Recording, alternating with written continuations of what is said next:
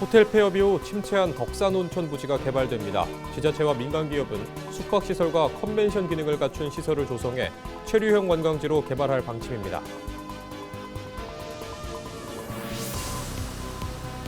충남 지역에서 인플루엔자 등 호흡기 바이러스 검출률이 급증하고 있어 주의가 요구됩니다. 충남 지역 올해 12월 인플루엔자 검출률은 지난해 대비 3배가량 높은 수준입니다. 충남도가 도비도, 난지도 해양관광복합단지 조성을 위한 첫 회의를 개최했습니다. 당진시는 이달 중 중소벤처기업부에 특구 지정 신청서를 제출할 계획입니다.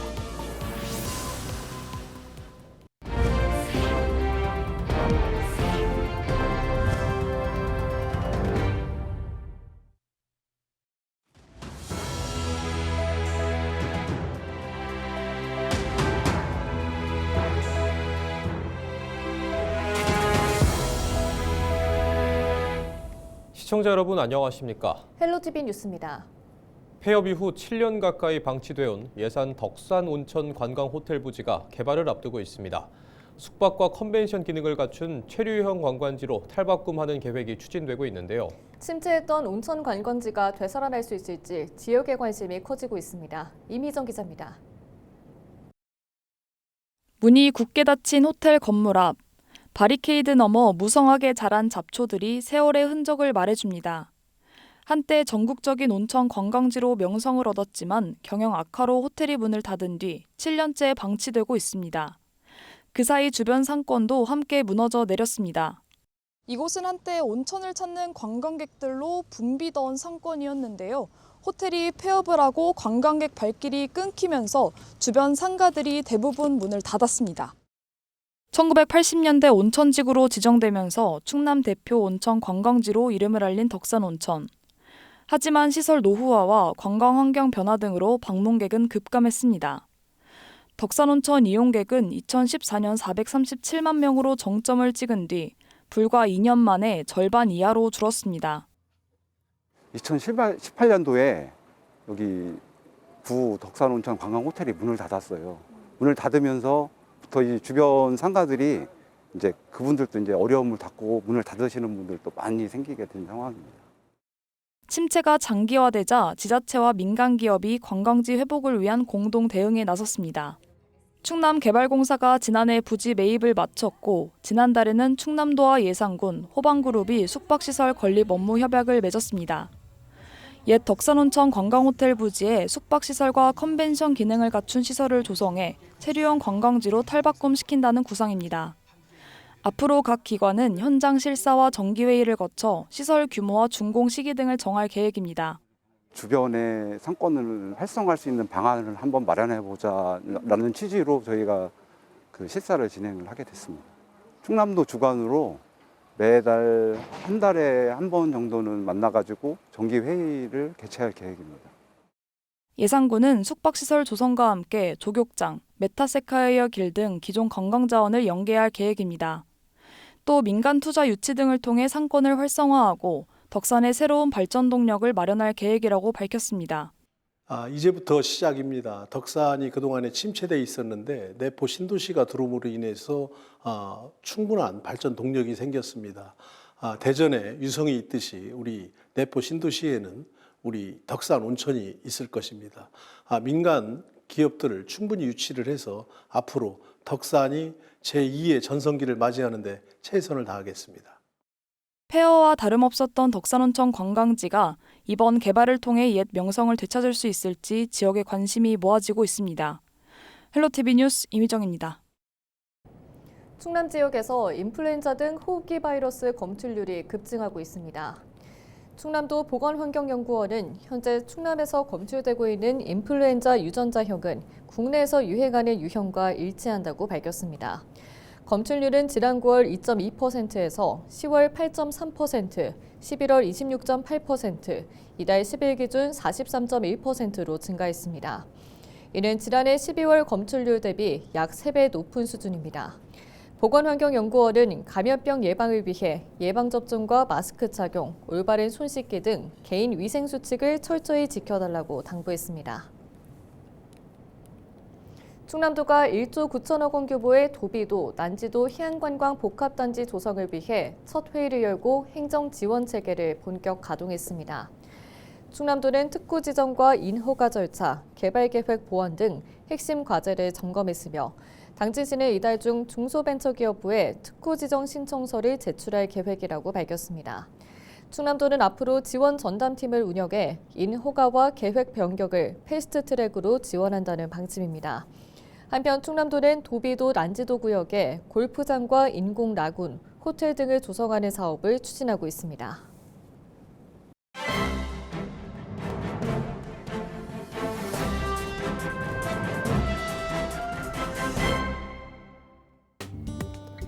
충청투데이 기사입니다.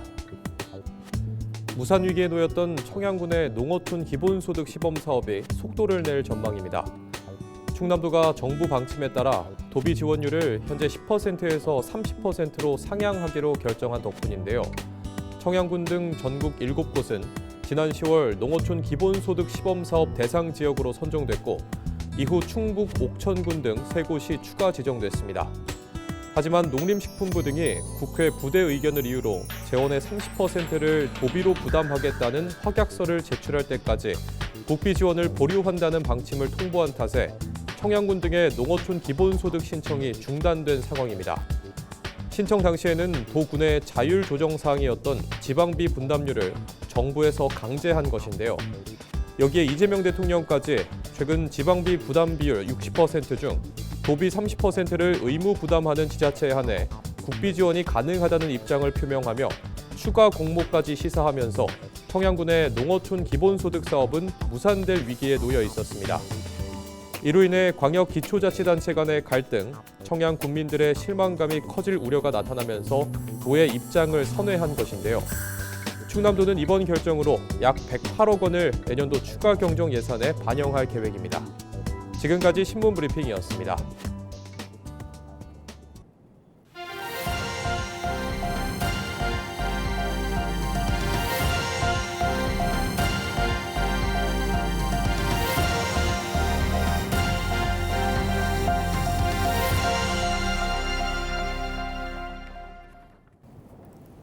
청양군 농어촌 기본소득 시범 사업이 충남도의 도비 30% 부담 결정으로 정상 추진됩니다. 이번 결정으로 사업 재원은 국비 40%, 도비 30%, 군비 30% 구조로 재편됐습니다. 청양군은 주민 신청을 재개하고 내년부터 2년간 매달 15만 원 상당의 지역사랑 상품권을 지급할 계획입니다. 이와 함께 이번 시범사업 효과를 분석해 향후 지속 가능한 농촌 정책으로 발전시킨다는 방침입니다.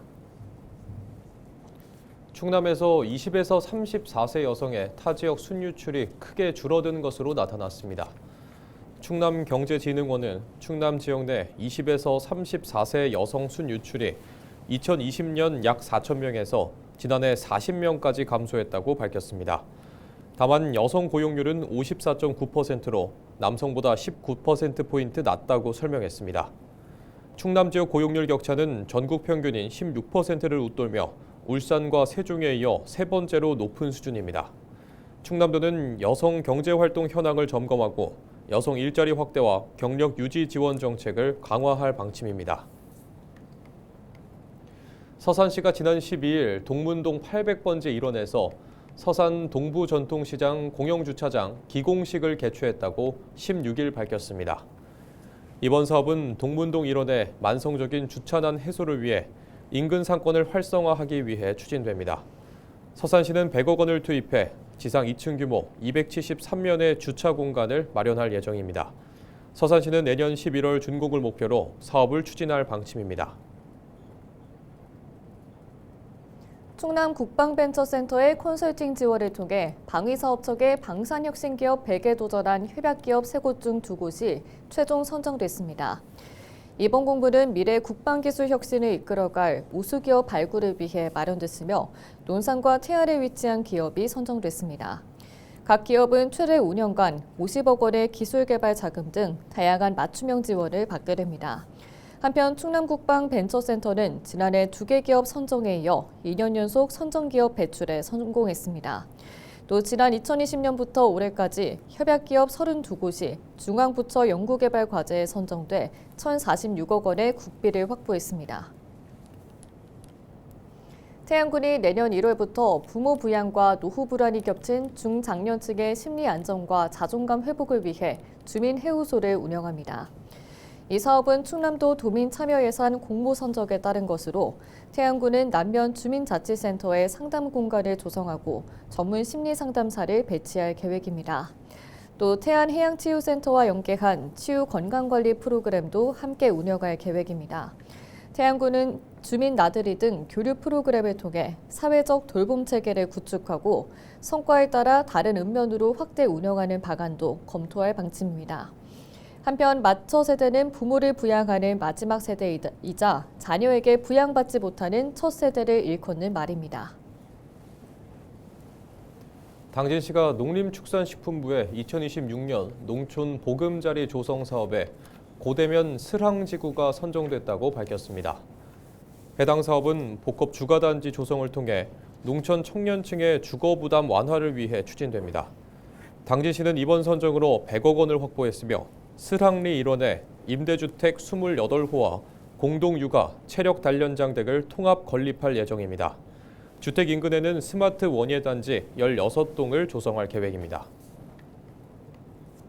서산시가 지난 15일 음암면 축산종합센터에서 2025년 축산 관련 종사자 보수교육을 진행했다고 16일 밝혔습니다.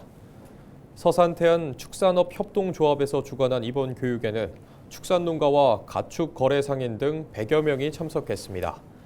이들은 가축 방역, 질병 관리, 축산 법규, 축산 차량 등록제, 친환경 동물 복지, 축산 환경 세 과목을 이수했습니다. 이와 함께 서산시는 교육을 통해 2025년 축산사업 신규 시책을 안내하고 축산농가의 겨울철 화재와 안전사고 예방을 당부했습니다. 홍성군이 균형 잡힌 영양 섭취가 부족한 독거노인과 취약계층 어르신을 대상으로 영양음료를 지원하고 있습니다. 홍성군은 지난 8월부터 어르신 134명의 집을 직접 방문해 영양음료를 제공하고 기본적인 건강관리 교육을 했습니다. 제공한 영양음료에는 단백질과 칼슘, 22종의 비타민 등이 포함됐습니다. 홍성군이 지원 대상 중 64명을 표본 조사한 결과 응답자의 77%가 주 4회 이상 음료를 섭취했습니다. 또 응답자의 85.9%는 건강에 긍정적인 효과가 있다고 답한 것으로 집계됐습니다. 태안군이 주요 도로와 시설물 등에 LED 주소 정보 시설을 설치했습니다. 태안군은 사업비 2천여만 원을 들여 가로등이 없는 골목과 해루질 사고 우려 지역 등 47곳에 안심귀가 건물 번호판 등 LED 주소 정보 시설을 설치했다고 밝혔습니다. 해당 시설들은 태양광 방식으로 운영될 예정입니다. 태안군은 긴급 상황 발생 시 신속한 위치 확인 등 효과를 기대하고 있습니다. 태안해양치유센터가 내년 1월부터 정식 운영을 시작합니다. 태안군은 이번 달 시범 운영을 거친 뒤 내년 1월 12일부터 센터를 개방할 예정이라고 밝혔습니다. 이와 함께 개관을 기념하기 위해 1월에서 2월 40% 할인 행사를 진행한다고 덧붙였습니다. 센터 이용을 희망하는 사람은 공식 홈페이지에서 예약을 신청할 수 있습니다.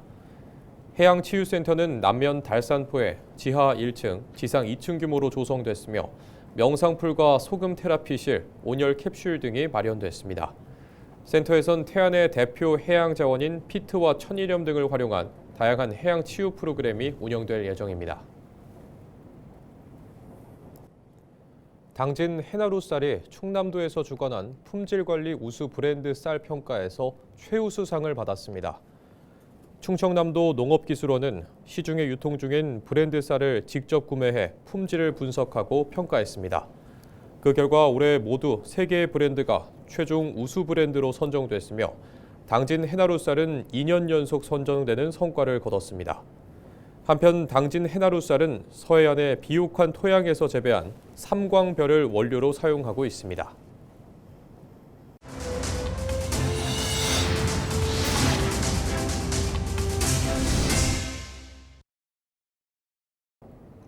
이상으로 뉴스를 마칩니다. 시청해주신 여러분 고맙습니다.